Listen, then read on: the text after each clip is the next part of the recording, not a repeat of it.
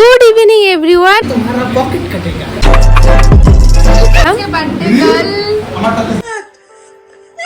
হালঝাল আর তার সাথে নিয়ে নিয়েছে এটা পুটে খেয়েছি। अरे कहना क्या चाहते हो? বাড়িটা খাওয়ার জন্য। Good evening everyone. আজ সন্ধ্যা হতেই আমার খুব মোমো খাওয়ার ইচ্ছে করছিল, আর এই শীতকালের মরশুমে না মোমোটা খেতেও দারুণ লাগে। আমার তো বেশ লাগে, তোমাদের কেমন লাগে অবশ্যই জানিও। তো মোমো বানানোর জন্য প্রথমেই টমেটো, তারপর শুকনো লঙ্কা, রসুন কুচি এগুলো চাটনির জন্য কেটে রেখে দিয়েছি। এইদিকে ময়দার ডোটাও রেডি করে নিয়েছি মোমো বানানোর জন্য, আর এইদিকে বাঁধাকপি কুচি, পেঁয়াজ কুচি, লঙ্কা কুচি আর মাংস সমস্ত কিছু রেডি করে নিয়েছি।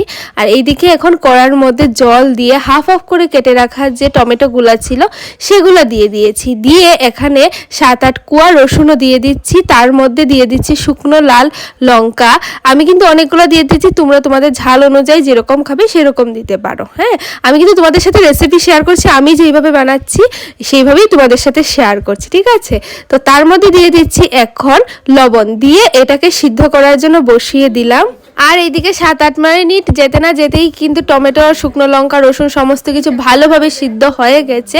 তো এটাকে নামিয়ে রেখে দিলাম ঠান্ডা হওয়ার জন্য। আর কড়ার মধ্যে দিয়ে দিলাম একটু সাদা তেল, দিয়ে আগে থেকে যে কুচনো পেঁয়াজটা ছিল সেটা দিয়ে দিলাম, তার মধ্যে দিয়ে দিলাম রসুন পেস্ট, দিয়ে ভালোভাবে এটা নাড়াচাড়া করে তার মধ্যে দিয়ে দিলাম কিন্তু এই যে কাঁচা লঙ্কা কুচিটা, দিয়ে ভালোভাবে এটাকে ভাজা ভাজা করে নিলাম। আর এদিকে যে টমেটোটা ছিল সেটাও কিন্তু ভালোভাবে ঠান্ডা হয়ে গেছে, তা ব্লেন্ডারে দিয়ে ভালোভাবে ব্লেন্ড করে নিলাম।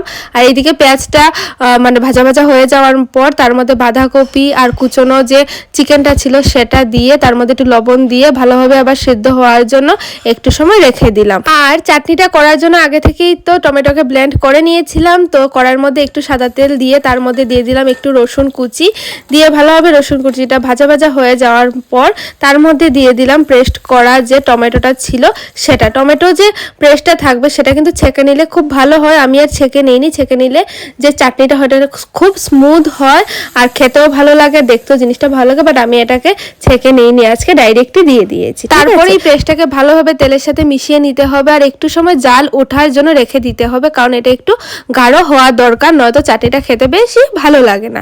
আর এদিকে সমস্ত কিছু সিদ্ধ হয়ে আমাদের যে মানে পুরটা আছে সেটা রেডি হয়ে গেছে। আর এইদিকে এটা ভালোভাবে জাল হয়ে অনেকটা কিন্তু কমে গেছে আর অনেকটা ভারী হয়ে গেছে। তো এই চাটনিটা কিন্তু খেতেও ভালো লাগে। নামানোর আগে একটু সয়া সস দিয়ে ভালোভাবে নেড়ে চেড়ে নামিয়ে নিলাম চাটনিটা। আর এইদিকে যে পুরটা বানিয়ে নিয়েছিলাম এটার মধ্যেও একটু নামানোর আগে যে সয়া সসটা আছে সেটা দিয়ে দিচ্ছি, তাহলে কিন্তু খেতে বেশ লাগে। তো সয়া সসটা দিয়ে ভালোভাবে এটাকে মিশিয়ে নিতে হবে। আর এইদিকে আগে থেকেই তো ময়দার ডোটা রেডি করে রেখে দিয়েছিলাম, আর এটা দিয়ে বড় করে একটা রুটি বেলে নিয়েছি। আর ছোট ছোট গ্লাস দিয়ে বা বাটি দিয়ে কেটে কেটে নিলে না অনেকটা তাড়াতাড়ি হয়, না তো ছোট ছোট করে লিচি করে বেলতে অনেকটা সময় লাগে। তো এটাকে এইভাবে লিচি কেটে বানিয়ে নিয়েছি। আর তারপর তো মোমোর শেপও দিয়ে দিলাম। পুরটা অ্যাকচুয়ালি এই মিডিলের ভিডিওটা আমার একটু স্কিপ হয়ে গেছে, সে কারণে দেখাতে পারলাম না।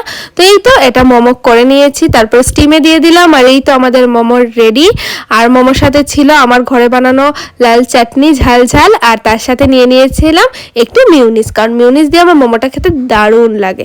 তো এই তো আমার মোমোটা রেডি হয়ে গেছে। আর মোমো রেডি হতে হতে না আমার বান্ধবীর কল চলে আসলো যে আজকে কিন্তু পার্টিটা শিওর দিচ্ছি, তুই কিন্তু রেডি হয়ে আয়। তো কারণ 2-3 দিন থেকে ওর বার্থডে হবে এরকমই চলছিল। তো তারপর রেডি হয়ে আর কি এখন যাব বান্ধবীর বার্থডেতে। এই তো হয়ে গেছি পুরো রেডি। আর আমার আজকে হয়তো একটু বেশি ঠান্ডা লাগছে, জানি না কেন, আমি তো জ্যাকেট ট্যাকেট পরে নিয়েছি। তো এখন বেরোবো। ধর্মনগরবাসীর নগর জীবনের উদ্ভাবক ধর্মনগর পুর পরিষদের দোতন্ড ভবন প্রাঙ্গণে তো এই তো আমরা সব বন্ধু বান্ধবরা এসে একসাথে হয়ে গেছি।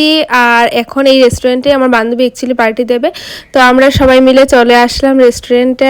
আর এখানে এসে বসেও পড়লাম।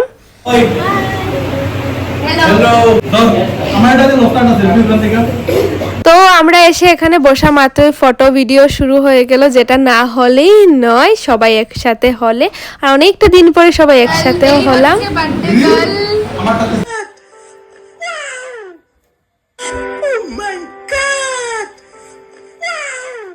और पॉकेट खाली करा होबे जो भी तुम्हारा पॉकेट कटेगा।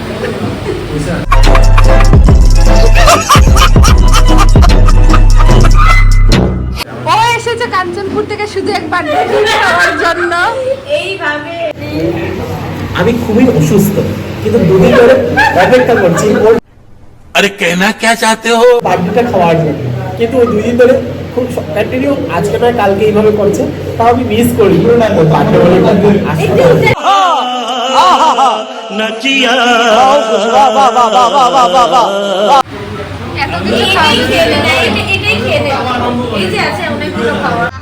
गजब बेइज्जती है। দেখা কিভাবে খেতে হয়, তাহলে আমরাও খাবো। আগে তুই দেখা। আমরা খেতে পারি না তো, এত দামি দামি খাবার আমরা খেতে পারি না, তুমি শিখাও আমাদেরকে।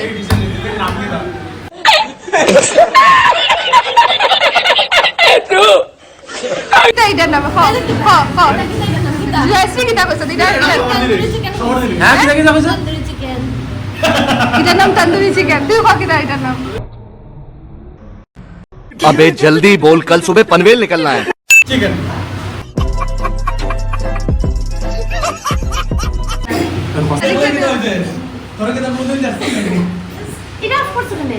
তারপর এখানে আমরা খাওয়া দাওয়া সমস্ত কিছু অর্ডার দিলাম, আরও কিছু ফটো ওঠা চলছিল কারণ ওদের ফটো ওঠাই শেষ হচ্ছিল না।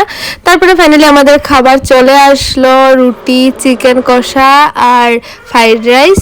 তো এই যে আমাদের খাওয়া দাওয়া সব চলে আসলো, আমরাও খাওয়া দাওয়া করলাম। আর এই হচ্ছে লাস্ট, কিছু ফেলিনি, সমস্ত কিছু চেটে পুটে খেয়েছি। তারপরে এই তো আবার সবাই মিলে মানে একটা ভিডিও করে নিলাম আর এখান থেকে আমরা বেরিয়ে পড়লাম। তো আমরা লাস্ট এসে এখন কালীবাড়ির সামনে কিছু ফটো ভিডিও নিচ্ছি। আর এই তো এখান থেকে তারপর চলে আসি বাড়িতে। তো চলো টাটা।